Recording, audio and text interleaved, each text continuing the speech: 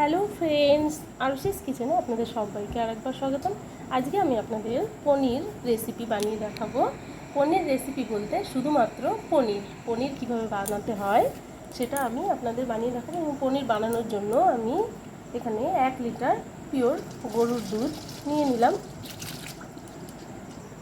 আমার আজকের ভিডিওটি প্লিজ আপনারা স্কিপ করবেন না। যারা পনির বানাতে পারেন না, আমার ভিডিওটি দেখলে বুঝতে পারবেন কত সহজ পনির বানানো। আমি খাঁটি গরুর দুধ নিয়েছি, আপনারা চাইলে প্যাকেটের দুধও ব্যবহার করতে পারেন। আমি প্যাকেটের দুধ দিয়েও পনির বানিয়েছি। তো এবার আমি এটাকে প্রথমে ফুটিয়ে নেব। ফ্রেন্ডস, আমি কড়াইতেই দুধটা গরম করব, তো সেই জন্য আমি কড়াই চাপিয়ে দিয়েছি এবং একবারে একটা সেক নিতে আমি দুধটা একবারে সেকে দিয়ে দিচ্ছি। আমি পুরো দুধটাই একবারে ঢেলে দিলাম। গরুর দুধ দিয়ে পনির বানালে সেটা খেতে একটু বেশি টেস্টি হয়। আমি বাড়িতেই পনির বানাই, যখনই রান্না করি বা পনির খেতে ইচ্ছা করে তো আমি বাড়িতেই পনির বানাই। তো এইভাবে আমি প্রথমে গরুর দুধটাকে ফুটিয়ে নেব সুন্দর করে। তো আমি দুধটাকে ফুটিয়ে নিয়েছি। ফুটিয়ে প্রায় 1 কেজি দুধকে প্রায় 600 গ্রাম মতো বানিয়ে নিয়েছি। এবার এর ভেতরে আমি দিয়ে দেব 2 ছিপি ভিনিগার। আমি 2 ছিপি মতো ভিনিগার দিয়ে দিলাম। দিয়ে আমি খুন্তি দিয়ে আর একটু নাড়তে থাকবো। তো ফ্রেন্ডস, ভিনিগারটা দেওয়ার সঙ্গে সঙ্গে দেখুন দুধটা কেটে যাচ্ছে, মানে ছানা তৈরি হয়ে যাচ্ছে। এভাবে কিছুক্ষণ জাল দিয়ে ঢাকা দিলেই ছানাটা তৈরি হয়ে যাবে, অনেকটাই ছানা। এবার আমি এটাকে গ্যাস অফ করে ঢাকা দিয়ে রাখবো। আপনারা চাইলে লেবু দিয়েও বানাতে পারেন, ভিনিগারের বদলে লেবু দিতে পারেন। লেবু দিলেও কিন্তু ছানাটা কেটে যায়, এটা আপনারা হয়তো জানেন।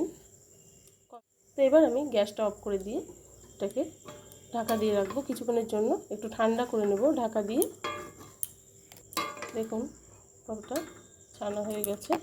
এবার এটাকে কিছুক্ষণ আমি ঢাকা দিয়ে রাখবো যাতে উপর দিয়ে নোংরা না পড়ে।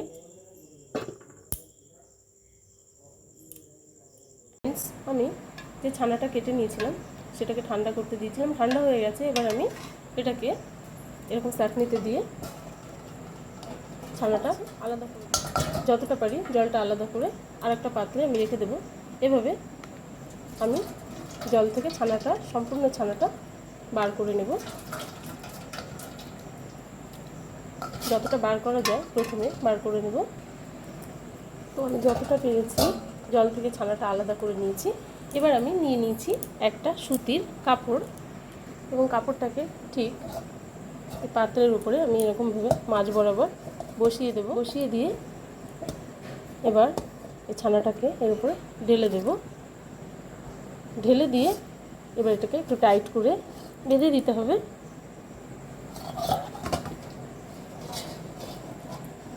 এভাবে টাইট করে একটু হাত দিয়ে এরকম টাইট করলে এর ভেতরে যে এক্সট্রা জলটা আছে সেটা বেরিয়ে যাবে।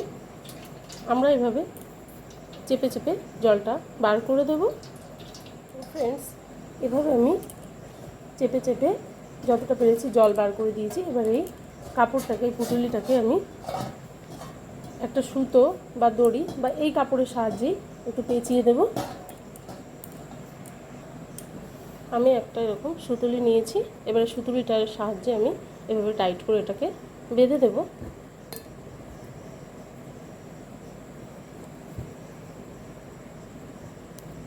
বেঁধে দিলাম।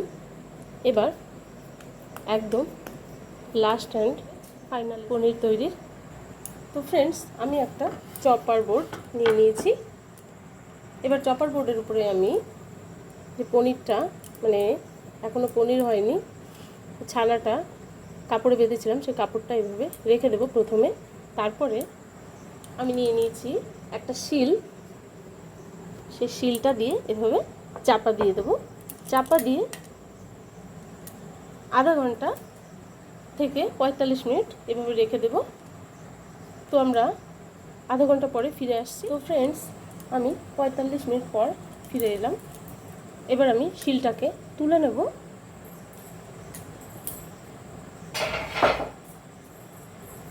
এবার আমি এই কাপড়টাকে যে সুতো দিয়ে বা সুতুলি দিয়ে বেঁধে নিয়েছিলাম সেটাকে আমি প্রথমে কেটে দেব। আমি একটা কাঁচির সাহায্যে প্রথমে সুতুলিটাকে কেটে দিচ্ছি।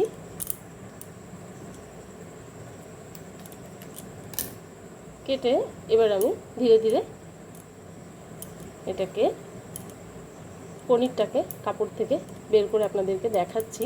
দেখুন কত সুন্দর পনির তৈরি হয়েছে।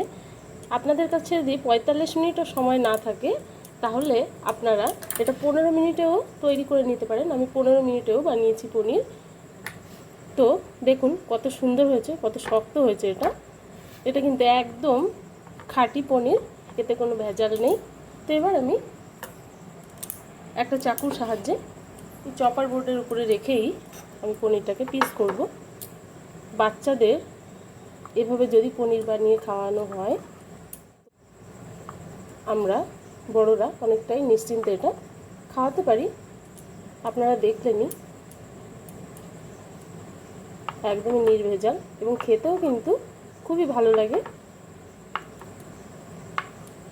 আমাদের বাড়িতে রোজই গরুর দুধ নেওয়া হয়, তো আমি যখনই পনির বানাই একটু বেশি পরিমাণে দুধ নিয়ে এভাবে পনির বানাই। তো ফ্রেন্ডস, আপনারা দেখতেই পাচ্ছেন কত সুন্দর শক্ত শক্ত হয়েছে আমার এই পনিরগুলো।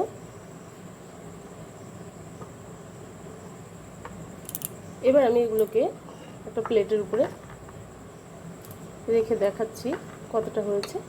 দেখুন 1 প্লেট পনির হয়ে গেছে। তো ফ্রেন্ডস, আপনাদের আমি আজকে দেখিয়ে দিলাম পনির ঘরে কিভাবে বানাতে হয়। তো আমার এই ভিডিও বা রেসিপি যদি আপনাদের পছন্দ হয়ে থাকে, ভালো লাগে, তো অবশ্যই একটা লাইক কমেন্ট করবেন এবং আমার এই রেসিপিটি বেশি বেশি করে শেয়ার করবেন। আর যারা নতুন আছেন তারা প্লিজ একটু সাবস্ক্রাইব করে দেবেন। তো দেখা হচ্ছে পরবর্তী ভিডিওতে। Thank you.